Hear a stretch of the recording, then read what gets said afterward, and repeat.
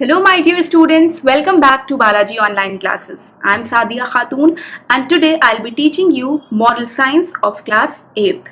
I'll be teaching chapter number 5 of your textbook, which is Man's Quest. So, children, what is the meaning of this word quest? It means कि जब हमें किसी चीज़ की खोज होती है, we try to find out something, and that too बहुत मुश्किलों से हम कोई चीज़ खोज कर निकालते हैं, कोई कुछ डिस्कवर करते हैं. That is called quest.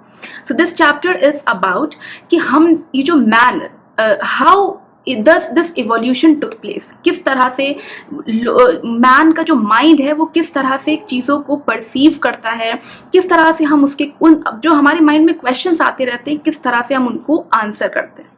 सो अगर आप देखें एक छोटा सा बच्चा होगा, दैट इन्फेंट अगर कोई है तो उसके भी माइंड में, वो छोटा होता है, छोटा सा बच्चा, उसके माइंड में भी बहुत सारे थॉट प्रोसेसेस चल रहे होते हैं, बहुत सारी चीज़ें चल रही होती हैं. दैट इज बिकॉज वो एक लर्निंग फेज पर होता है. That child needs to understand the things going around him और हर. तो जब भी हम कभी अपने आसपास चीज़ें देखते हैं, we need to figure out the reasons behind those things that are happening. तो हमें क्या है कि हमें साइंस ने इतना कुछ दे दिया है कि we have the reasons for everything that is going around us, that is happening around us. Science ने हमें वो सारी चीजें एक्सप्लेन कर दी हैं. एक छोटा बच्चा होता है तो उसे जानना होता है कि ये हो रहा है तो क्यों हो रहा है, ये क्या चीज है, what is this, what is that, what is how is this happening, and how can he just keeps on learning new things. तो हमारी हमेशा ये चीज़ लगी रहती है, we are always trying to find the new veg.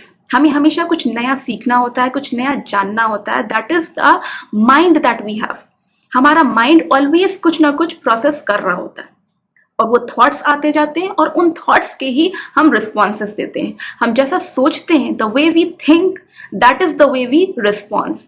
तो हमारा रिस्पॉन्स किस तरह का होगा, it depends solely on how we think. अगर हमारी सोच अच्छी होगी, if we are thinking in a positive manner, it means हमारा जो उसका जो रिपरक्यूशन होगा वो भी उसी पॉजिटिव वे में होगा.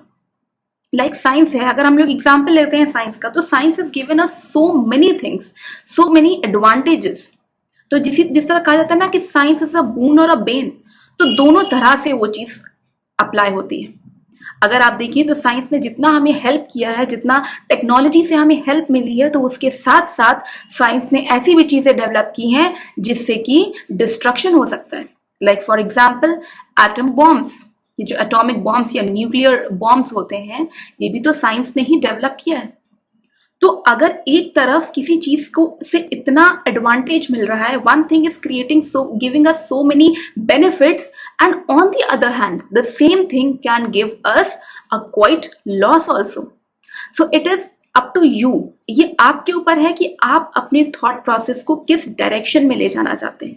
Weather you want to take it in a right direction, on the right path, और you want to distract and go to the other side. तो ये हमारा पावर ऑफ माइंड होता है. किस तरह से हम अपने माइंड को मोल्ड कर सकते हैं to do only good things. So children, this chapter is about the power of mind.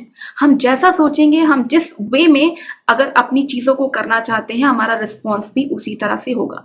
So children, आपको ये देखना है, यू नीड टू सी कि आपका जो भी आपका रिस्पॉन्स हो वो हमेशा किसी पॉजिटिव डायरेक्शन में हो, वो किसी के बेनिफिट के लिए हो. ऐसा ना हो कि आपने कुछ ऐसा एक्शन लिया, आपके एक्शंस का किसी दूसरे के ऊपर एडवर्स या नेगेटिव टाइप का रिएक्शन ना हो जाए, कहीं कोई एडवर्स इफेक्ट ना हो जाए. You need to keep that in mind. So this chapter is all about the power of mind. I hope you have understood everything, and I hope कि आप इसको अपनी लाइफ में फॉलो भी करेंगे. ठीक है? And children, I'll meet you in my next video with another chapter and another great lesson. So till then, take care everyone, and bye bye.